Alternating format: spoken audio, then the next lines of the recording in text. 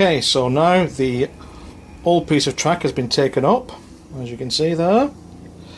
The new piece of track is here, ready to be installed. It's just been cut a little bit longer to allow for adjustment later. I've also put two rail joiners in, new ones, and what I'm going to be installing next is the uncoupling magnet. This is it. It comes with a steel plate underneath called an intensifier plate. As you can see there, that just sticks on by the power of magnetism. So that is that. I've already marked this out in the position, so that's where it's going to sit. The little arrows there just to make sure I get it the right way around every time I try it for fit. And what happens is you dig this part of the road bed out so that the top of the magnet is flush with the road bed. So when the track sits on, it sits on like that.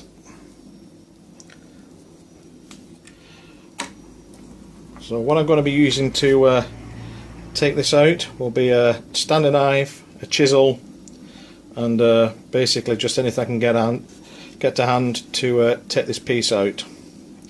I'm not going to do this on camera, obviously, because it's a two-handed job and I'm recording this just on a mobile phone. So when I dig it all out, I'll be straight back. Okay, so we're back and I have cut the hole, as you can see there. It is quite deep, so that's a good 5-6 millimeters perhaps.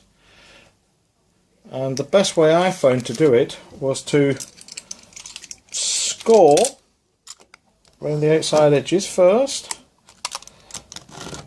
like so. Keep going down deep and deep, always using a new blade. As you can see, this one has broken because I've used it that much now. And then just get yourself a chisel and a hammer and just chisel out and across. Keep doing that until you get down to the height you want. And so just to prove it fits, here we go. Pop that in. Look at that. Beautiful, nice and flush. And as you put the track on the top, we'll just slide it on like so.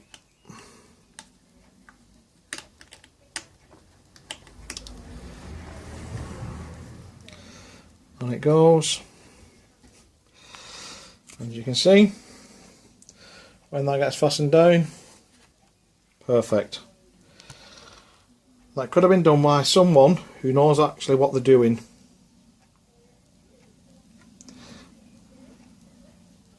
So just take that out again.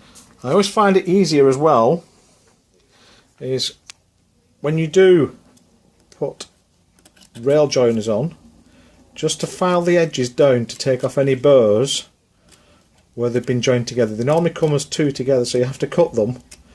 And what I do is I just file the edges so there's no burrs, and then also on the rails as well.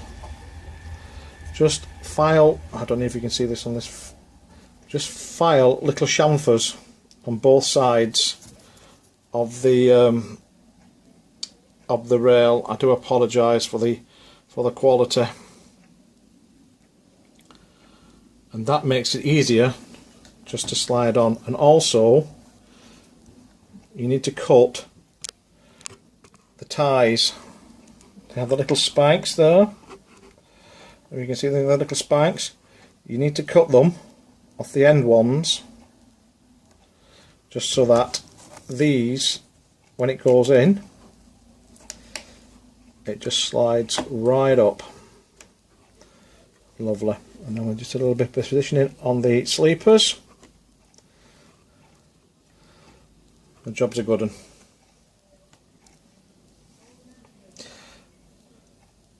Normally perhaps leave a little bit of an expansion gap there, but I don't need to on this because this is an end piece here.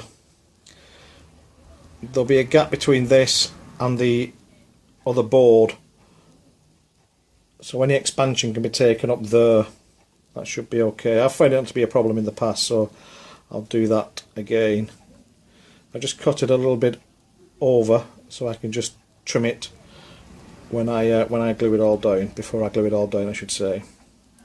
Okay, so I'm going to take this back off again. Let's do this gently, there you go. And then the next job is to take this out again. Just put a bit of contact adhesive in there, let it go off, drop it back in, and that won't be coming out again. Okay, so when I've done that, I'll be back again. So now the track is roughly in position. What I'm going to do is fit the droppers for the power. I use 15 amp fuse wire. I've used it on all the layout and not had a problem with it yet, so that's what I'm going to continue using. It's just soldered to the base of the rail, and then it just goes through the little holes. I may have to drill new ones, and then it can be connected to the main dropper wires underneath. So again, I'm just going to fire up the soldering iron, put those pieces on, and then I'll be back when I've done it. What I'm just going to do is just going to mark out roughly where I'm going to put the dropper wires. So roughly I would say there and there and just there, and again somewhere round about here, the holes there, so about there. I can always drill new holes, it's not a problem. So I'll just do that and then I'll be back. Okay, so now the droppers have been connected to the track, there and there, there and there. I've bolted the layout back together so that I can just get the position and length of track. So all these tracks are now lined, and as you can see this one's in, but this one here is just a little bit too big. So what I'm going to do is I'm just going to file these down so that it just drops in nice, and then I'm going to glue this down with some new PVA glue, or just normal wood glue, and then weight it down so it stays nice and level. So I shall do that and then okay, so now the glue has dried, the droppers are in position.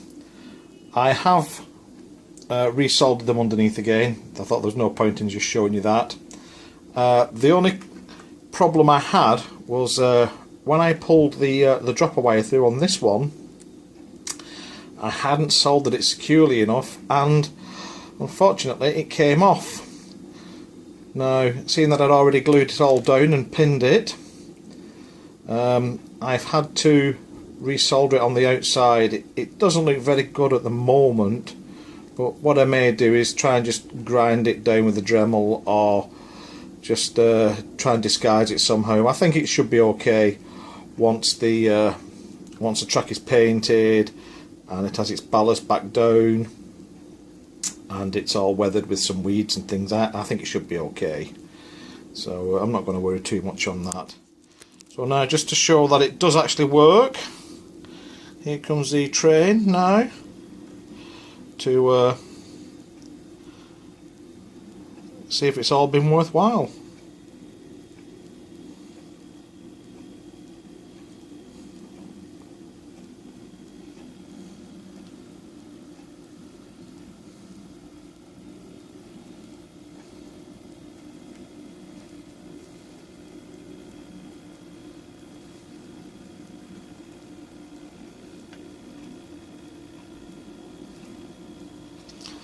Going to stop it over the magnet.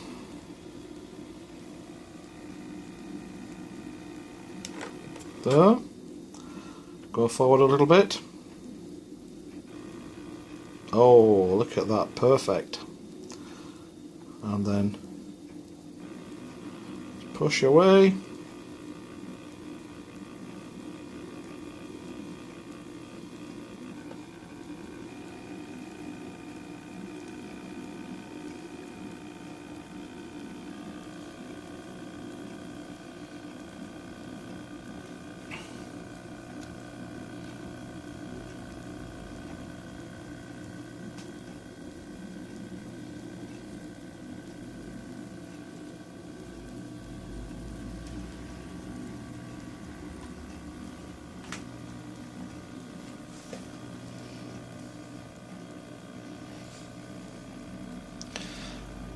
Just going to drop it off at McHenry Transport.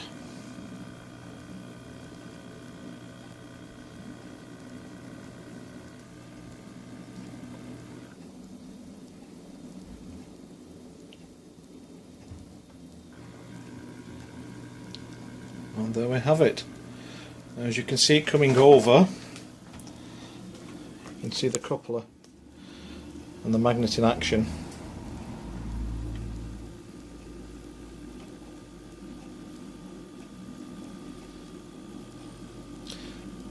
As soon as the coupler comes over the magnet, you'll see it swing. There you go. And then back again. And then just on the back. And back again. And that is it. I'm going to leave that for the moment now, because what I have to do now is get some ballast and some paint so I can ballast it all and blend it back in again, and I'll come back when I've got the paint and do all that. So thank you very much for watching. Any comments or suggestions, please, you know, good, bad or indifferent, put them down, and thank you very much for watching. Bye for now.